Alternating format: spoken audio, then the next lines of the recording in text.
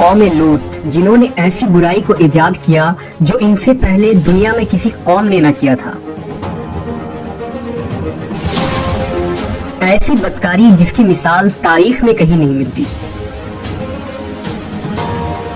اس قوم نے ایسا کیا کام کیا تھا اور ان کا کیا انجام ہوا؟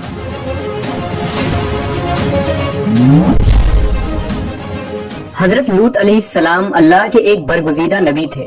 آپ کے والد کا نام ہاران تھا جو تاریخ کے بیٹے تھے۔ آپ کی پیدائش عراق کے قدیم شہر ار میں ہوئی تھی۔ اس شہر میں ابراہیم علیہ السلام کا مسکن تھا۔ دراصل لوط علیہ السلام کے والد ہاران حضرت ابراہیم کے سگے بھائی تھے، یعنی حضرت لوط علیہ السلام حضرت ابراہیم کے بھتیجے تھے۔ چونکہ حضرت لوط علیہ السلام کے والد ان کے بچپن میں ہی انتقال کر چکے تھے، لہذا حضرت لوط کو حضرت ابراہیم نے بیٹا بنا کر پالا تھا۔ آپ حضرت ابراہیم پر سب سے پہلے ایمان لانے والوں میں شامل ہیں۔ آپ حضرت ابراہیم کے زمانے میں اہل سدوم کی رہنمائی کے لیے نبوت کے منصب پر فائز ہوئے۔ حضرت لوط کے بہت سارے معجزات ہیں۔ آپ جس وقت بارش کے لیے دعا کرتے تھے تو آسمان بادلوں سے بھر جاتا اور خوب بارش ہوتی تھی۔ حضرت لوط جس پتھر پر سر رکھ کر سوتے، اس پتھر پر آپ کے سر مبارک کا نشان بن جاتا تھا۔ سدوم وہ علاقہ تھا جہاں لوط علیہ السلام مبعوث فرمائے گئے۔ سدوم کے آس پاس 5 نہایت ہی خوبصورت شہر آباد تھے، جن میں سے ہر ایک کی آبادی 1 لاکھ نفوس سے زیادہ ہی تھی۔ یہ علاقے نہایت ہی سرسبز و شاداب اور قدرت کی فیاضی کا حسین شاہکار تھا۔ یہاں باغات کی کثرت تھی، لہلہاتی کھیتیاں یہاں کی ضروریات سے کہیں زیادہ تھی۔ اردن، شام اور اسرائیل کے درمیان بسا ہوا یہ علاقہ نہایت ہی زرخیز تھا۔ وہاں طرح طرح کے اناج، پھل، میوے بکثرت پیدا ہوتے تھے، اور یہی وجہ تھی کہ آس پاس کے بستیوں کے لوگ بھی اپنی معاشی اور غذائی ضرورت کے لیے ان بستیوں کی طرف آتے تھے۔ مگر یہ بات اہل سدوم کے لوگوں کو بالکل بھی پسند نہ تھی۔ ان کے خیال میں ان کی بستیوں میں پیدا ہونے والے پھلوں، اناجوں اور سبزیوں پر صرف ان کا ہی حق تھا۔ وہ نہیں چاہتے تھے کہ دوسری بستیوں کے لوگ ان کے علاقے میں آئیں۔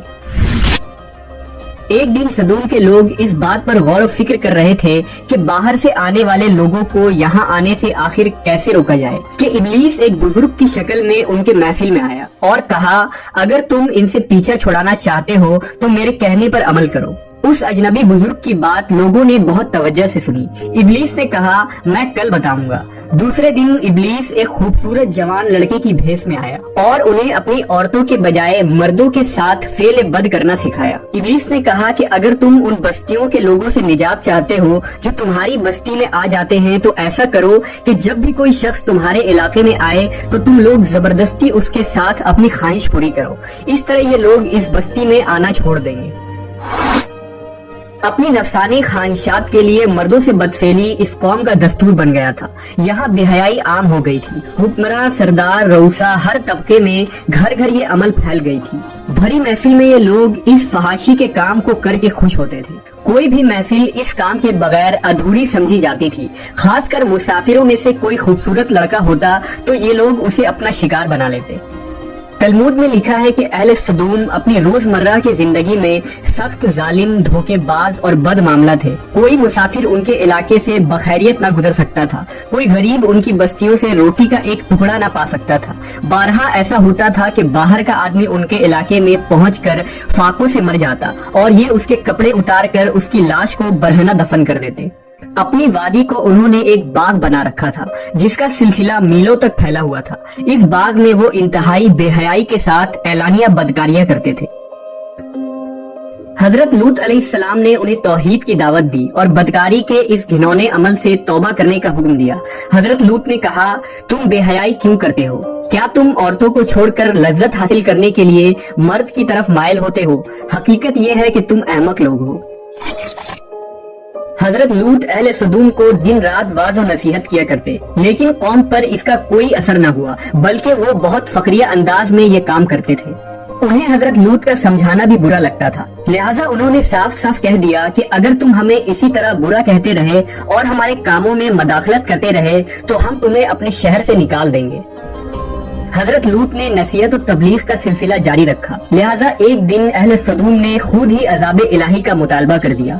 अल्लाह ताला ने अब तक उनके इस बदतरीन फहाशी और बदकारी के बावजूद ढील दे रखी थी, लेकिन जब उन्होंने हजरत लूत से एक दिन कहा कि अगर तुम सच्चे हो तो हम पर अजाब ले आओ, लिहाजा उन पर अजाब इलाही का फैसला हो गया। अल्लाह ने अपने खास फरिश्तों को दुनिया की तरफ रवाना कर दिया। ये फरिश्ते दरअसल हजरत जिब्राइल, मीकाइल और इसराफील अलैहिस्सलाम थे। फिर ये फरिश्ते हजरत लूत अलैहिस्सलाम के घर तशरीफ ले आए। हजरत लूत ने जब उन खूबसूरत नौउम्र लड़कों को देखा तो सख्त घबराहट और परेशानी में मुब्तला हो गए। उन्हें ये खतरा महसूस हुआ कि अगर उनके कौम के लोगों ने उन्हें देख लिया तो न जाने वो उनके साथ क्या सलूक करेंगे। हजरत लूत की बीवी का नाम वाइला था। उसने आप पर ईमान न लाया था और वो दरअसल मुनाफिका थी, वो काफिरों के साथ थी।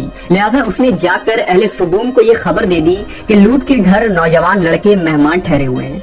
ये सुनकर बस्ती वाले दौड़ते हुए हजरत लूत के घर पहुंचे। हजरत लूत ने कहा, ए कौम, ये जो मेरी कौम की लड़कियां हैं ये तुम्हारे लिए जायज और पाक हैं। अल्लाह से डरो और मुझे मेरे मेहमानों के सामने रुस्वा न करो। क्या तुम में से कोई भी शाइस्ता आदमी नहीं? हजरत लूत की बात सुनकर वो लोग बोले, तुम बखूबी वाकिफ हो कि हमें तुम्हारी बेटियों से कोई हाजत नहीं और जो हमारी असल चाहत है उससे तुम बखूबी वाकिफ हो। कौमे लूत के इस बेशर्माना जवाब से अंदाजा लगाया जा सकता है कि वो फेले बद में किस हद तक मुब्तला हो चुके थे। जब हजरत लूत अलैहिस्सलाम की कौम उनके घर की तरफ दौड़ती हुई आई तो हजरत लूत ने घर के दरवाजे बंद कर दिए और उन नौजवानों को एक कमरे में छुपा दिया। उस बदकार लोगों ने आपके घर का घेराव किया हुआ था और उनमें से कुछ घर के दीवार पर भी चढ़ने की कोशिश कर रहे थे। हजरत लूत अपने मेहमानों की इज्जत के ख्याल से बहुत ज्यादा घबराए हुए थे। फरिश्ते ये सब मंजर देख रहे थे। जब उन्होंने हजरत लूत अलैहिस्सलाम की बेबसी और परेशानी का ये आलम देखा तो हकीकत से पर्दा उठाते हुए यूं फरमाया, ऐ लूत, हम तुम्हारे रब के भेजे हुए फरिश्ते हैं। ये लोग हरगिज तुम तक नहीं पहुंच सकेंगे। अभी कुछ रात बाकी है तो अपने घर वालों को लेकर चल दो और तुम में से कोई शख्स पीछे मुड़कर ना देखे।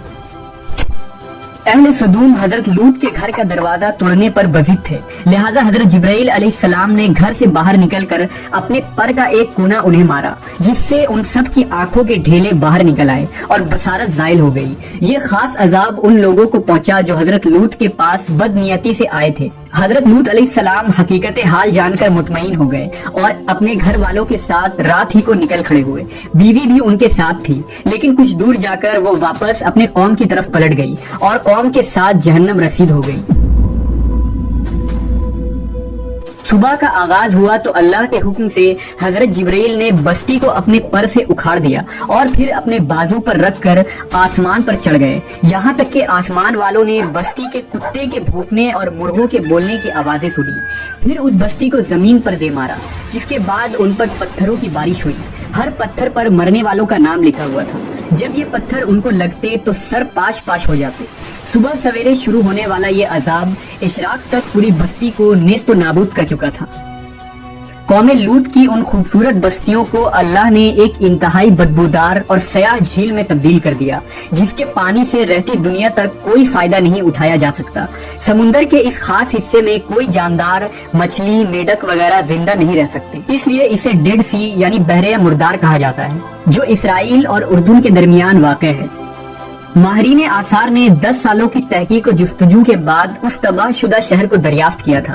तहकीकात से पता चला था कि उस शहर में जिंदगी बिल्कुल खत्म हो चुकी है। इस शहर के रास्ते और खंडरात को देखकर आर्कियोलॉजिस्ट ने यह अंदाजा लगाया कि जब यह शहर तबाह हुआ तो उस वक्त लोग रोजमर्रा के मामूलात के कामों में मशगूल थे और यहाँ जिंदगी अचानक खत्म हो गई थी। अहले सदूम जिन्हें पत्थर बना दिया गया था, उनके बुत अभी तक बहरे मुर्दार के पास मौजूद हैं, जो ता क़यामत लोगों के लिए एक इबरत है।